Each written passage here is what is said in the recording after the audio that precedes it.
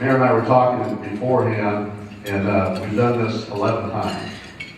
And it's always been a pleasure. I'm not going to go through his bio because you all know it by now for 11 years, 12 years. And I'm going to introduce the mayor of Hammond, Indiana, Mayor Thomas McDermott Jr.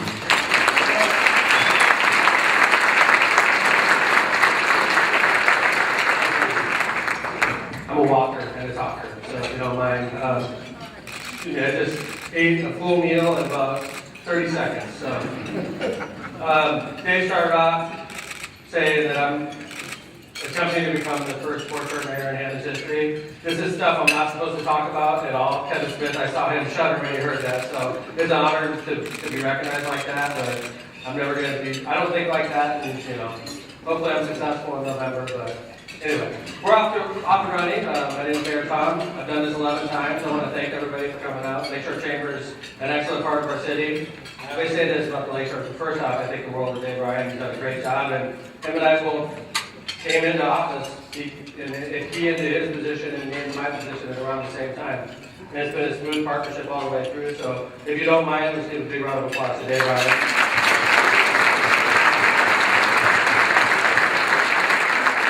I have the best job of my life. I've never had a job that I love more than being mayor of the city of Hammond. That's why I'm running for another term. It's challenging, it's hard. I'm surrounded by great people, and we represent great people that expect a lot from us. And it's a challenging city to be the mayor of. It's not like one day is ever like the next. That's the thing I love about it is I'm sort of a hyper guy. I'm always looking forward to the next challenge, and this job never ceases to amaze me with the challenges that lay before us. That's why I'm running again. Dave and I went over, we never prepare, I never prepare speeches really outside of one of the state of the city. But we never really, if anybody has a question, it's totally appropriate to get a hold of Dave. Dave, how do you want people raising their hand, or do you think we got it covered with the questions? Yeah, we got it. You got Go or raise your hand. Okay, but if there's something I'm not afraid to speak my mind. I'm not afraid to talk about what's going on currently in Hammond or Northwest Indiana, for that matter. So I know Dave prepared a list of questions, and I hope that we can cover what's on your mind. So why don't you go ahead and start us off, Dave? Okay. Kind of the format is what we'll do is I'll ask the mayors about Hammond, preferably economic development topics, what's creating investment in the city, and then one of the things probably that will pop up, and we'll see what happens. Great. First thing, Mayor, the RDA project of Wolf Lake, including the pavilion, bike trails, Sheffield Road improvements, green space, and future plans. Could you elaborate on that a little bit? Yeah, it's a great question. It's a great topic right now. If we're going to talk about economic development, I would be remiss if I didn't introduce Phil Taylor, who's the Director of Planning and Development, and Africa Tarver, who is Hammond's Director of Economic Development. Can you guys give a big round of applause, please? Before I get started, I want to thank the lady that makes this all possible for me, because this is a demanding job sometimes. Sometimes it's completely unreasonable. Sometimes it's the greatest job in the world, but sometimes nobody wants this job. And I go home every night and she deals with me and literally deals with me, and she's a great partner. And I want to thank my wife, Marissa. Thank you very much. So let's talk about the RDA. It's topical right now because right now it's in its 10th year of a 10-year promise. Initially, the state of Indiana gave Northwest Indiana $100 million over 10 years, so $10 million a year. And their idea was for Hammond area, East Chicago, Lake County to put in $3.5 million each of gaming money, and we do. For Porter County to put in $3.5 million of income tax money, and they do. They get 2 votes for that. I get 1 vote for $3.5 million, but we're not complaining.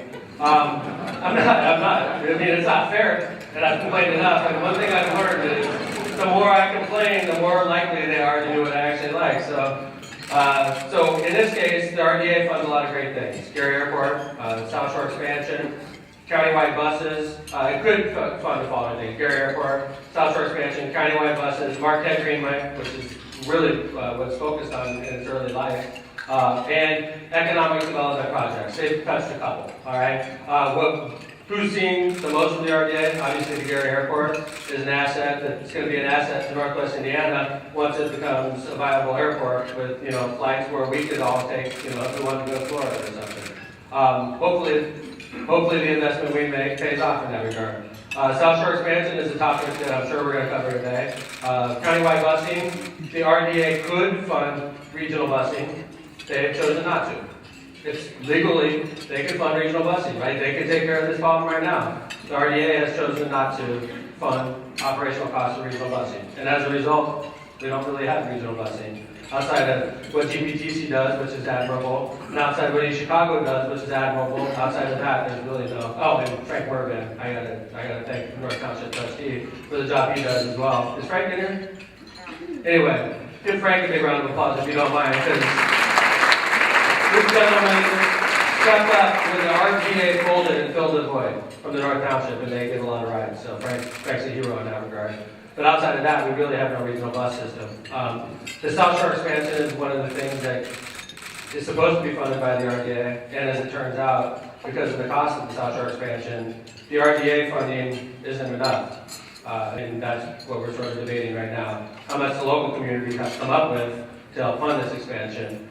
Keep in mind, Hammond already puts in $3.5 million a year into the RDA. So besides that $3.5 million we put in, we're expected to put in another $900,000 for 30 years for the South Shore expansion, and that is the bone of contention in that regard. But the RDA itself has given the city of Hammond a $35 million award. From that award, we rebuilt Wolf Lake. The entire park system around Wolf Lake is basically brand new. We improved the Forsyth Park area with new baseball fields, new trail systems. We put a bridge that connected our bike trail system, the Whiting's bike trail system. We redid the Wolf Lake Park with the pavilion where we hold our concerts, with splash pad, and just the improvements to the bike trail system. Anybody in here gone on the bike trail that goes through Wolf Lake? If you haven't, you gotta, even if you have to drive your car over there, get on your bike. It is amazing. It's literally a bike trail right through the middle of the lake. So anyway, the RDA has been good to cities. We got the largest award in their 10-year history. We put in $35 million to the RDA, and we got $35 million back. And what we did with that $35 million may not have happened had it been for the RDA. So, do I support the RDA? Yes, I do. It's been good to us, and I respect Bill Hanna a lot. Do I have differences of opinion in regards to some of the things they do? Absolutely, I do. And it's important right now because the General Assembly is debating whether or not the RDA is going to continue going forward. And if they don't come to some type of resolution this year, the RDA goes away. And some people may think that's great. Some people may think that's a travesty. Did that answer your question? Sorry? Did that answer your question? Yes, it certainly did. Hey, I was going to bring a deflated football for you with the Colts victory. I was thinking about it. Let's talk about that, Dave. No. They could have played with a cantaloupe and they were still alive. Sorry about that. What's the central, the potash project? This is something that Bill Talon worked on with the city and Africa and everything. Huge project for him. Maybe an update on where it stands and so Sure. forth. Do you mind, I'll give the basic overview. Do you mind running the microphone over to No, I wouldn't. I'd love to put them on the spot. This project started 4 years ago, actually. State your name, were you in high school? Phil Talon, Bishop Knoll. Thanks, Phil. This project, Phil, started about 4 years ago. That was, if I remember correctly, $65 to $7 million deal. Not a lot of jobs, but a lot of investment. And, you know, it's a needed investment in that part of the city. Didn't get off to the start we wanted it to get off to. In fact, if I remember, construction was delayed 18 months. Yeah, they had some environmental issues with the soil, so it delayed. Why don't you take it from here and just sort of give us an update on where we are? Sure. Initially, Thank you. initially the project started off Yes, as Danny, Dave. thank you, as a $65 to $70 million project. In the final form, it's actually closer to between 80 and 90 million. It did get delayed for a number of years because of once they started. Actually, they did a lot of soil borings, but some of the stuff didn't turn up until later on. And because of that, it was delayed. But it's now moving forward. There weren't a lot of jobs at the actual potash facility, which is a regional distribution center, excuse me. Some people would think of it as an intermodal. However, there was a lot of other jobs that were created because of this, and I think people forget about that. The IHB had a lot of people on furlough that they pulled off of furlough because of the potash project. you had all the major rail companies that were adding jobs because of potash moving in here. So it actually was a very job create, just not in the actual potash facility itself. So we're very proud of the project, and although it took so many years to get going, it's going full steam today. We've had a hiccup, but everything's going fine. And the hiccup had to do with the stability of the ground, right, Phil? Because they're building such a large building on it, it had to be...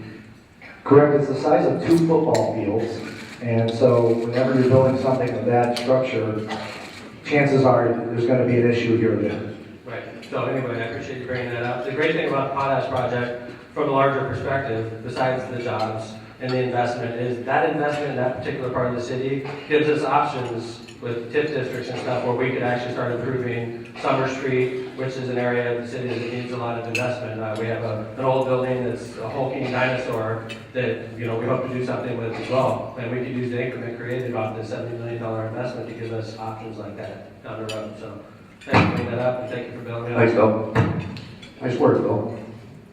The Cabela side, Mayor. First game Cabela's, now with the Little Cal River base in full swing with its levee and so forth. The area is ready for development.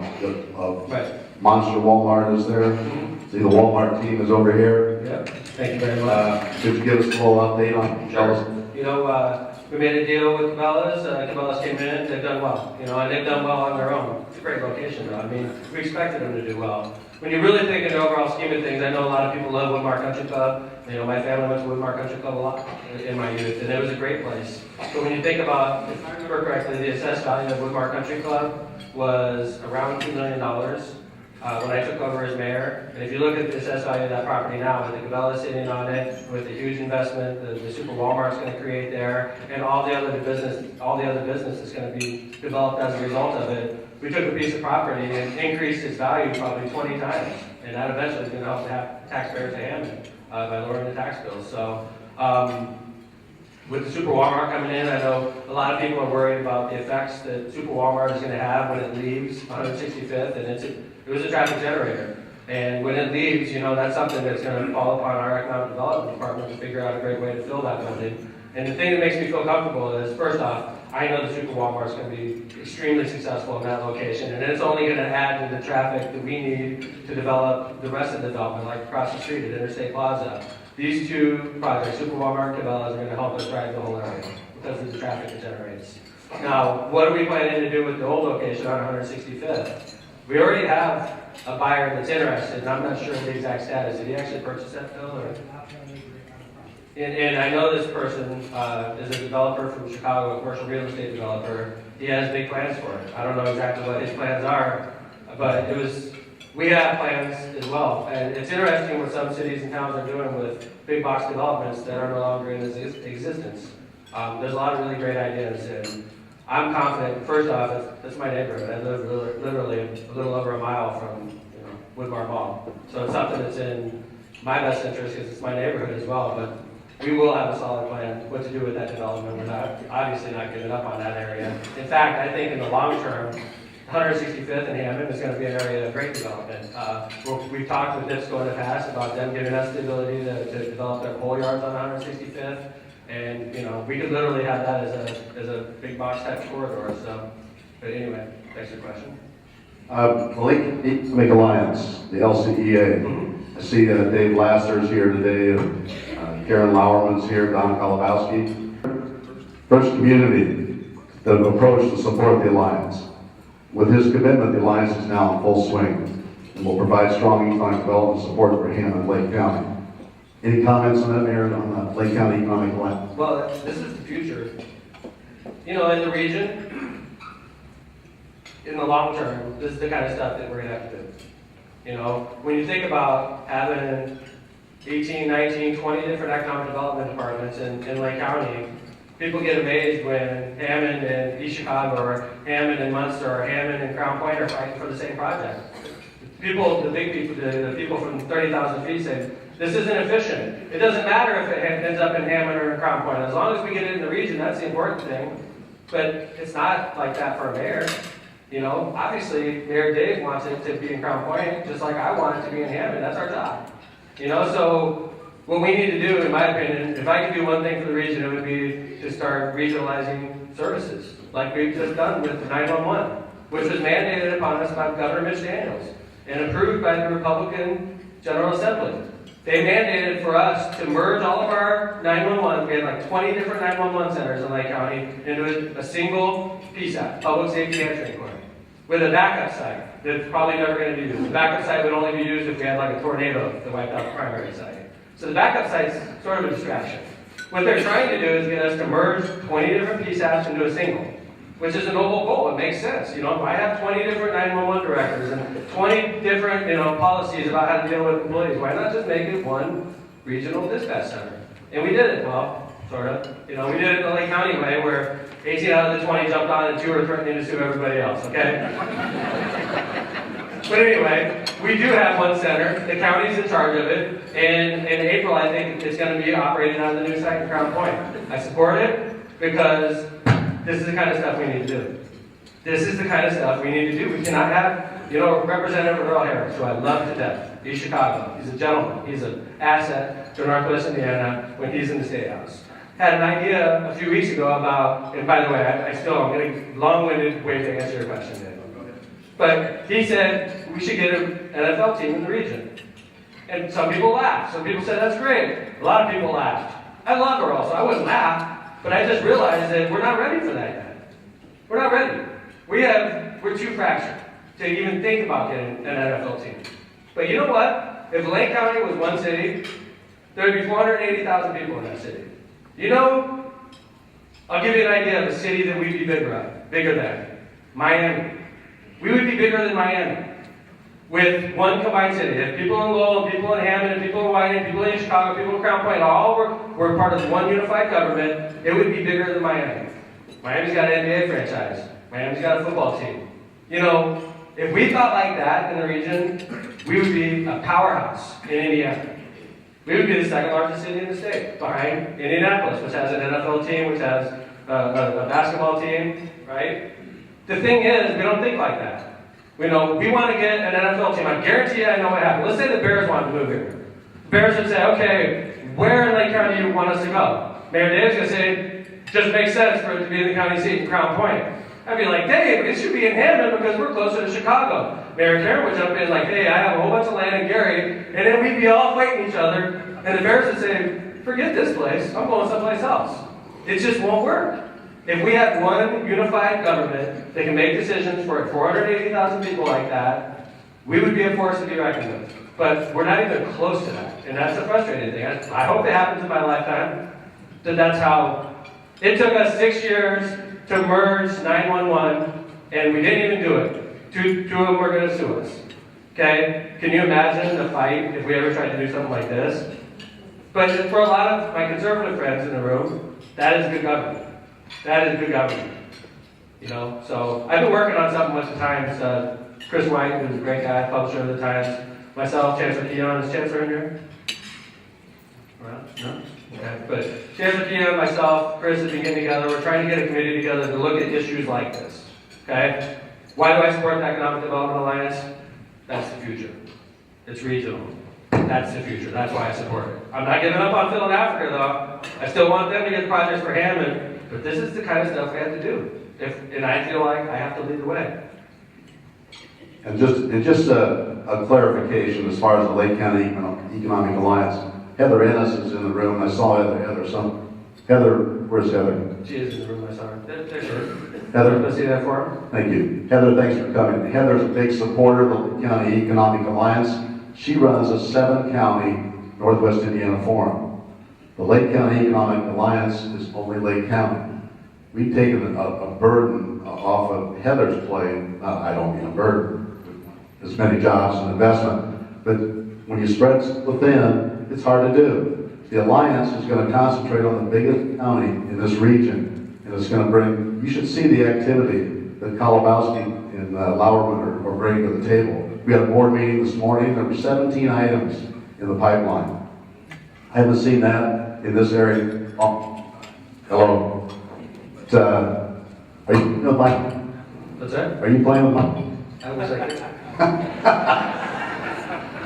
your mic is deflating. Moving on. Heather, thanks for being here, and thanks for Don and Karen. the Lake County Economic Alliance. New 311 app. Mark McLaughlin put me onto this, and we had a fence that was knocked down in the new parking lot downtown. I thought, well, I'll try this, see how fast it was. It wasn't on an app at the time, so I faxed something over. Like within a week, it was fixed. It's amazing. Tell us about it. 311 app, thank you for bringing this up. It's Hammond 311. It's free to download on your iPhone or your Android. We only have about 1,000 downloads, and we're tracking it because we're on a campaign right now. Everywhere I go, I'm trying to talk about the 311 app. It's amazing how quick you get response.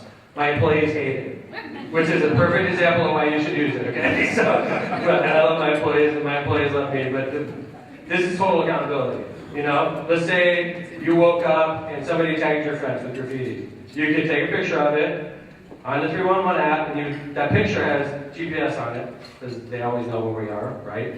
And we would know where you took that picture, because we have GPS coordinates of it. I'd have a picture of your fence with the graffiti on it. You would tap graffiti, you would tap, like, my house got tagged last night, and graffiti removal come out, and you would press send. We would get that, within minutes, you would get an email back from the city that says, we received your complaint, you'll be getting contacted soon with somebody that's gonna take care of it.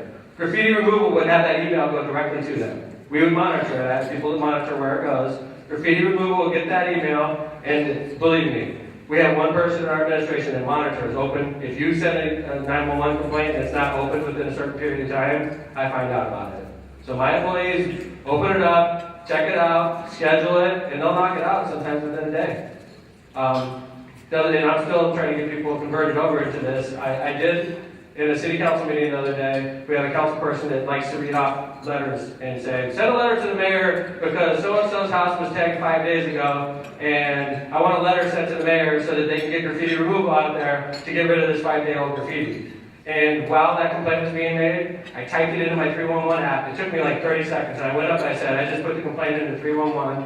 We could save ourselves days by, instead of doing it the 1970s way, sending a letter to the mayor so I can forward your letter over to graffiti removal. Why don't we just use this app? Why don't we do it ourselves as elected officials so that the residents see how easy it is to use? We have over 1,000 downloads.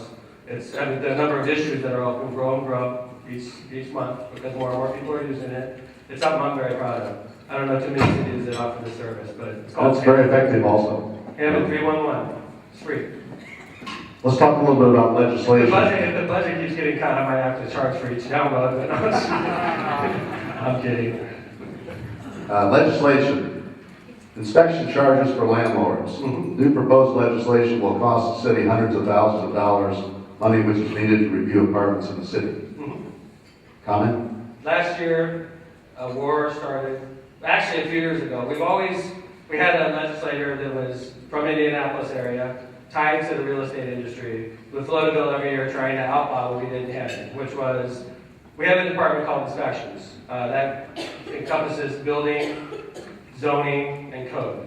95% of what they do is inspecting rental properties. Not because we're picking on rental properties, but usually if you live in a home and you have a broken window, you fix it, right? Sometimes landlords own properties, hundreds of properties in Hammond, and they live in Florida.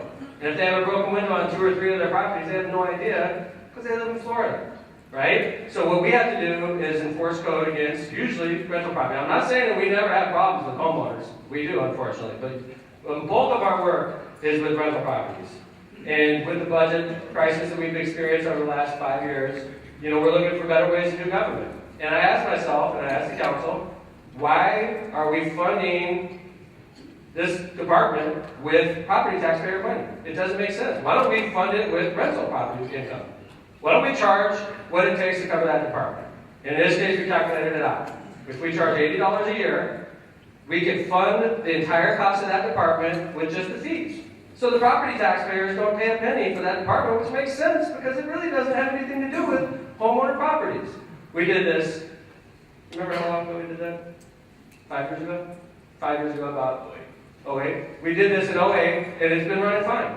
About 3 years ago, a state representative that represented the real estate industry said, hey, that's illegal. Hey, Frank Burbank just walked in. Nice to see you, Frank. I was talking about you earlier. Big round of applause. Sorry, Frank, I didn't mean to embarrass you. You were late, by the way. So this gentleman, over the next couple of years, tried to wipe out our inspection program, saying instead of charging $80 a year, you can only charge $5 a year. We beat those attempts back. I have a great lobby team in the State House. We beat those bills back each year, and we were successful in keeping our program going. Last year, they had a new gentleman carry the bill, and this gentleman is a heavy hitter in Indianapolis. His name is Judd McDermott. He's a great legislator. He's an attorney. He's a big-time part of the Republican team. He carried the bill last year, and we said, uh-oh, that's never a good sign when a guy like Judd carries a bill that's going to hurt your city.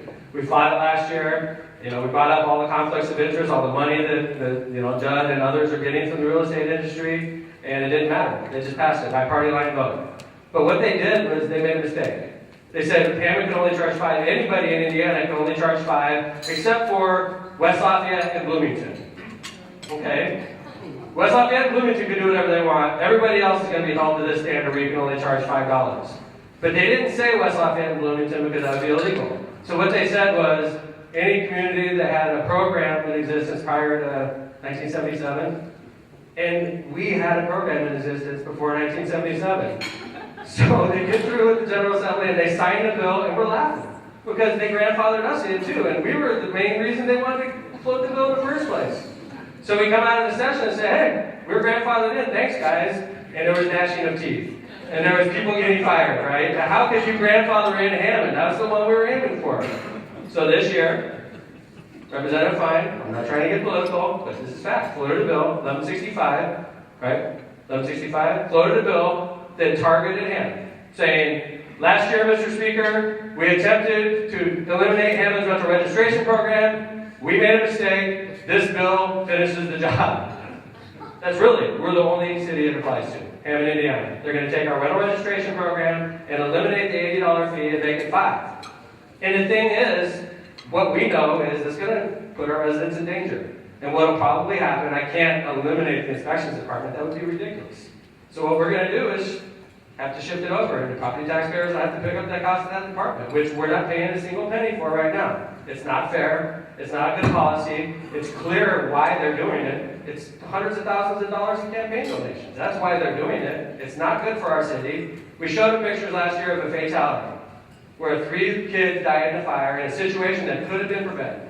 We literally, within days of that, they were talking about this bill. We said, how could you do that? Look at what we're dealing with. Doesn't matter. Doesn't matter. They got the votes, and we don't. So do I think it's going to pass? I hope not.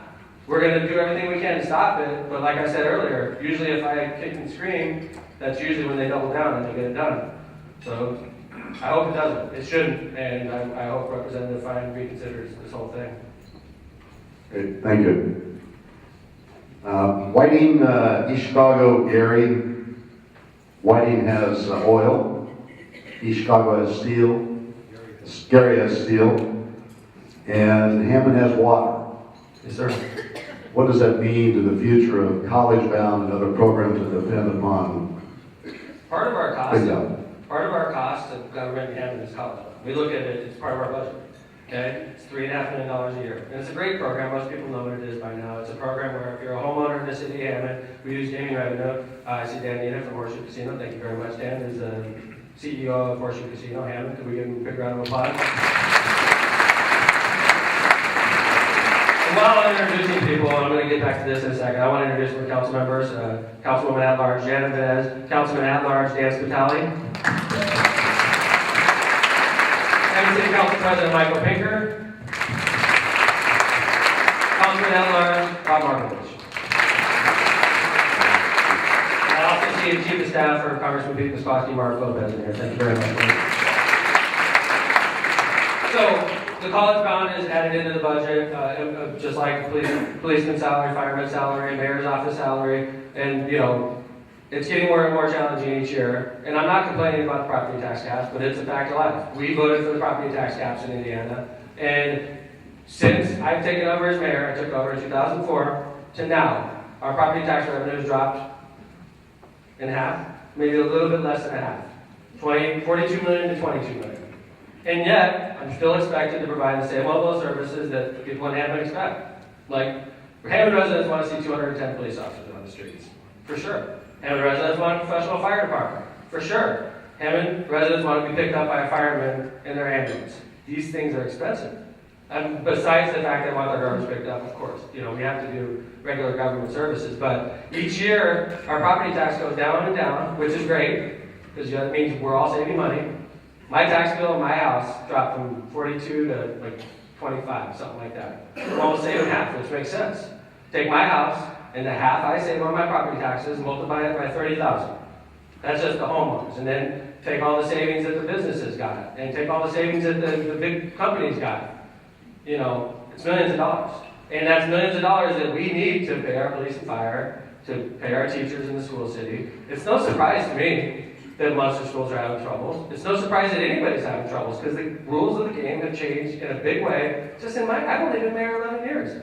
In my time, it's a world of difference. If you would have told me in 2004 you're living the glory years, I wouldn't have believed you, because it seemed like it was hard then. We were living the glory years, revenue-wise. It's not there. Not me. I thought that was a sign. Wrap it up, Mayor. So, can we get back to the question again? I forgot. My ADD. I had 3 shots of espresso before I got here, and all through. Water. So water in Illinois. You know water in Illinois. We had to get creative. That's where I was going. Thank you. One of the ways we got creative is through the Hammond Water Company, which is a valuable asset for our city. We used to give it away, water. We gave it away to Illinois communities that weren't regulated by the IURC. We would give Chicago Heights water for 75 cents per 1,000 gallons. And then Chicago Heights would take our water and sell it to their residents for $3.30, which is what, 500% profit on their water. And they would make money off of our water. If anybody's going to make money off our water, it should be us. So it's like if you had a business, here, I'll give it to you for the cheap so you can go out and sell it expensively, right? So what we did was we changed the rules of the game. We had our contracts with Chicago Heights and Calumet City came up, and in those contracts, we pegged our rate to what Mayor Rahm Emanuel charges, 88% of it. I love Rahm Emanuel. He's changed water forever in the region. And he increased his water rate so much, we would be just underneath him, and Chicago Heights didn't like it. It was interesting because our rate went from 75 cents to $2.20, which is still less than they're charging their residents. They're charging their residents $3.30. So we would go up to $2.20, and they say, "Oh, we got to triple your rates, Chicago Heights, because the nasty Mayor McDermott raised our water rates." So wait a second, we're selling it to you for $2.20. You're selling it to your residents for $3.30. Absorb the hit yourself. But what they don't want to say is they became reliant on that profit, and we changed all of the profit margins when we increased the price of our water. What we've done is we've taken a $1 million revenue source for the city of Hammond, and it's $8 million in 2014. In 2015, it's going to be closer to $10 million a year. So what we're doing is, even though the gaming boats are doing well, they are. Horseshoe Casino's doing, I don't know, I don't want to speak for Dan, but it seems to me like that's the most successful boat in the entire state, maybe one of the best in the Midwest. That is a stable source of revenue, but we're also starting to, diversify. Starting to open up our revenue streams. If Illinois wants to pay us that much for water, let's take advantage of it. And let's use that water to fund programs like College Fund. Let's use that water to fund policemen's salaries and stuff like that. So that's what we've done, Dave. We've done it 3 years ago, and it's working. And every 2 years, the price of water readjusts for Chicago Heights and Calumet City to 88% of Chicago's price. It just readjusted January 1st. So. And I always talk about this, the college-bound program, one of the best uses of dollars now. Best use of casino dollars. And you have to be creative with these dollars, and certainly Mayor McDermott has done that. Which leads us into an idea, super city idea. The Times article on January 4th of this year complimented you for leading the way on unification.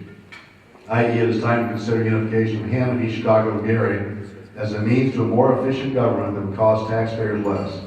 In the 1980s, Ball State recommended unification of Lake County's 3 largest cities, creating a city named Calumet. Could it happen? First problem is you can't have Calumet next to Calumet City. It's very confusing. So we have to rethink the city name, okay?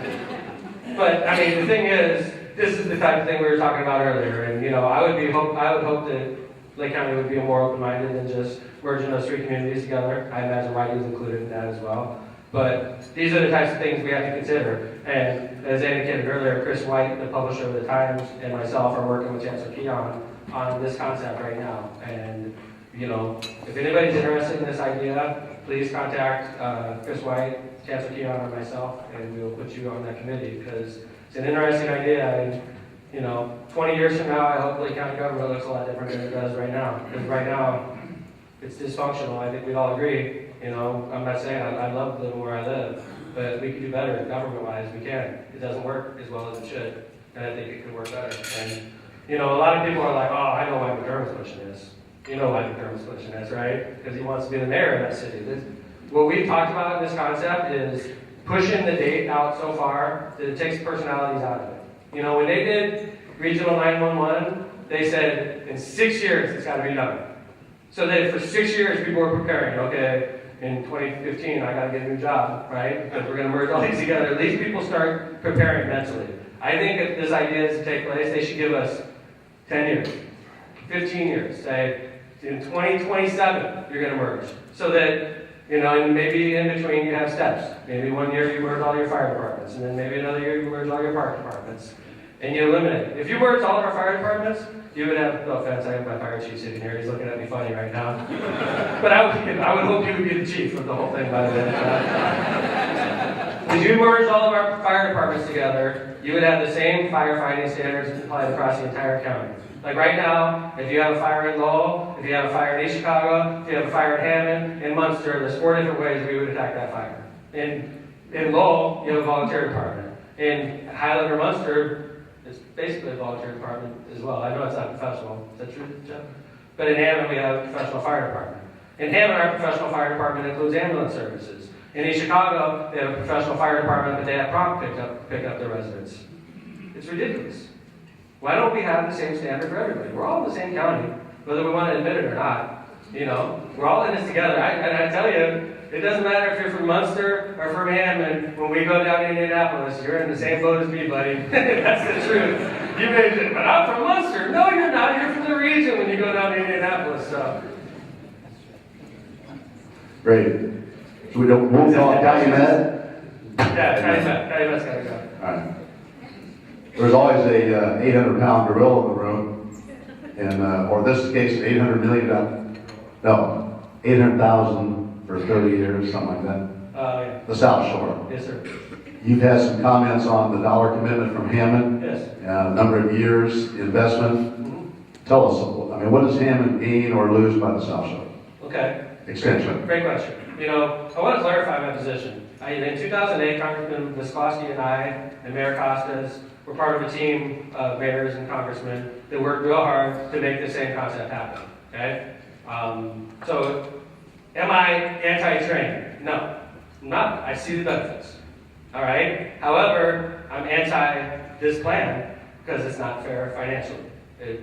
Communities like Hammond are the ones that bear the brunt of the burden, and that's not fair. So I'm asking a couple questions, and I don't think people like the questions I'm asking. Some people do, some people don't, but why? This is a $600 million project. Why not hold a referendum if we're going to spend $600 million? Why not gauge how the residents of Lake County feel about this proposal? If we really want it, and we all vote for it, then we just figure out how to pay for it and do it. At least we know the residents signed off on it. I just don't. I looked at Munster a couple years ago. Had a referendum. They added like 20 cents per $100 assessed value, and that was going to raise $20 million. They were using it to supplement their budget or their athletic facility. I don't remember exactly what, but they raised $20 million. Guess what they had to do? A referendum. To operate those schools. They have a referendum in May of this year for like a 20 cents addition that's going to result in $100 million. Guess what they're doing? A referendum. We're spending $600 million. And I tell you, if you polled Hammond, this is not a popular subject. I don't think Hammond residents want it. Why are we doing a $600 million project that we don't even know if the residents support? It's a simple question. Why not have a referendum? If we had a referendum and it was 75-25 against the train, why are we spending $600 million? If it's a referendum and it's 75-25 for the train, then let's figure out how to pay for it and move forward. The residents want this. I think it's a basic, it should be given that if we're spending $600 million, you should do a referendum. I'm not trying to cause problems. I'm not trying to alienate friends. I'm not trying to make any political statement. I think there's one newspaper that's covering this and another that's not. Okay? I don't know why. Why? What am I asking that's so horrible? A referendum for $600 million. I don't like the financing of this either. It seems to me Hammond, Gary, East Chicago are bearing the brunt of the money that needs to be paid for the local match. In Hammond's case, $900,000 a year for 30 years. It's $27 million where I come from. $27 million, what am I getting for $27 million? Am I getting a station? We don't know. Is there going to be freight on this line? We don't know. Where the station's going to be located? We don't know. 30 years. If Phil Talon came to me and said, Mayor, I got an about it, Phil. He's good. You're going to love this. You're going to leave. Tell me about it. Jobs galore. Jobs galore. Give me more, Phil. Can't really tell you much more than that. What? You're going to love it though, Mayor. But we need $27 million. Just trust me. It's going to be great for you. I would go around to Hammond residents and say, we're doing $27 million on Phil's project. Don't ask me any questions because I don't know what to tell you. I would get laughed out of town. I'm doing my job. You know, if this is really good for the region, we should vote it up or down. We're spending a lot of money. A lot of people in this room aren't even going to bear the burden of that. My kids will. Their kids will. You know, I don't think it's fair. I think that if we're going to do this, it's a regional project and everybody in Lake County should share this. So I'm asking tough questions and I'm not making a lot of friends, but I didn't get elected mayor to be popular. I got elected mayor to do the best job I could for the 81,000 people that live in that city, and that's what I'm doing. And I can tell you, we polled on this, I polled on this, but I did a political poll. I didn't use taxpayer money, this was out of my campaign. One of the questions we asked was on the South Shore, and it did not do well. What am I supposed to do? My residents, you don't know as much as I do, because I'm your mayor. You may not like this, residents of Hammond, but I'm committing your money because I know better than you. I don't like it. I'm hired to do a job by the citizens of Hammond, and that's what I'm doing. It's not fun, but I think I'm doing the right thing, and usually that's when I get myself in trouble. If I think I'm doing the right thing, I'm almost willing to lose my job over it. I almost did once. Health department. I got rid of the health department in an election year, and almost lost my job over it. I'll never forget that. It's a lesson I will learn the rest of my life, and I'm lucky I didn't lose my job. I got lucky. So I promise to never make that mistake again, but if I think I'm doing the right thing, which I think I am, I'm going to dig in and fight. How about one answer question from my audience? All right. On the South Shore. Oh. Only on the South Shore. Bob? Councilman. You have to stand up, Councilman Bob. What he said is true, but what they're talking about downstate is to change the law that we won't have a say-so on it. True. They got control of the House and the Senate, they're just gonna jam it down our throats, and that's basically what's happening. True point. What Councilman Markovich said is true. There's a bill that's floated downstate that will take that $900,000 from Hammond, in addition to the $3.5 million we already pay, because they know better than we do. It's not fair. It's probably illegal. And it's something I'm not going to take sitting down, but what the heck is going on? I'm the mayor of the city. And, you know, they're just saying, forget it, we don't even need to listen to the people on the ground. They don't know what they're talking about. We're just going to take it because the Republicans got 69 votes in the House out of 100, and they got 40 out of 50 in the Senate. It's scary, but I tell you, it's not right. And if you, the people in this room that agree with the statement I'm saying, write your letters to the editor, ask questions. Why can't we have a referendum? Why are we spending $600 million without knowing how you feel? It doesn't make sense. That's all we're asking is a referendum.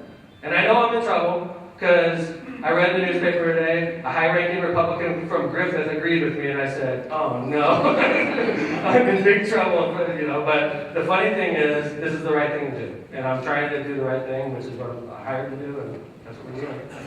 I lied. One more question. This morning, I was on the meeting, I had stopped to get my car washed, and I had my car washed, and this guy keeps pushing me behind it. You know, you go through the thing, and I got on the, who's this? It's Cal Bellamy. Pushing me, wash. You have a question? Yeah, state line generating plant. Yes, sir. I see it's coming down slowly. Yes, sir. Is there any possibility for expanded lakefront development up there or something positive for the city or gateway, actually? Thank you. Great question. I have a question also. Why does microphone work fine for Cal, and then when you grab it, it's all distracted? It doesn't make sense. Too much electricity. State Line Generating is owned by Beamster Board. I wish Mark McLaughlin, my chief of staff, was here. Phil? Did you walk in? Yeah. Where is he? You were later than Frank. Where's Mark? Hey Mark, what's going on? Mark, why don't you come up here? No offense. Mark McLaughlin, the chief of staff. Speak in. I think you had an important meeting at Giovanni's right before you got here, so. I've been there the whole time. I don't. Yes, Beam Scores on the property. They've been wonderful to work with. Their number one preference is development along the Lakeshore, and we have essentially an option to have 200 feet of the shoreline for public purposes. This is you can imagine, a difficult project with all the environmental issues and cost, but we've worked with Congressman Spasi's office, the Highways office, the state of Indiana. Everybody's pushing in that direction. I think what you asked about Cal is everybody's preference for that property. It's the first thing you see coming from Chicago and Northwest Indiana when you're on the toll road, or on the Skyway in this case. It's high profile, it's important. It was a huge taxpayer for the city of Hamlet. I say was, because now it's obsolete, and that's one of the challenges we have to deal with is losing that taxpayer. It's a big blow to us. It's something that we definitely want to see. I would love to see it be green, environmentally friendly, of course. I'd also like to see it a big investment, hopefully some type of clean energy. But I know Mr. Beamsabor is here, California. Are you here, sir? Okay, well, he jumped in, so. Anyway, he's a gentleman. A lot of people have asked me about some of the situation over in Illinois involving the same company, if there's going to be any of that fly ash. It's absolutely not going to happen. We've been very clear with them, and they've been very clear with us, okay? What happened in Chicago is not going to happen in Northwest Indiana. If you remember, this is an area we're trying to protect from environmentally, the whole area. North of 129th, when I first became your mayor, I said north of 129th is our green zone. We were tested once, and I'm not flexing my muscles, but we were tested. It was a good project. We didn't feel it was environmentally friendly. We didn't feel it was an addition to the area, and we blocked it. And I took a lot of static for it. But I'm proud of what we did. I would never let anything happen to that piece of property that wasn't friendly to the environment. It's got to be an asset, and it's a high profile piece of property, Cal. And I can promise you, we don't have a solid plan at this point, but Mr. Beamsabor and his company are tearing it down and recycling it, and next year when I come back, hopefully we'll have a better update on that. Okay. I want to say thank you to everybody in here. It's very flattering when you come in here and there's this many people that want to hear what I have to say. But maybe I step on it, or maybe I do a good job. I don't know. But I'm really flattered that so many people are here. That means a lot to me. So thank you very much.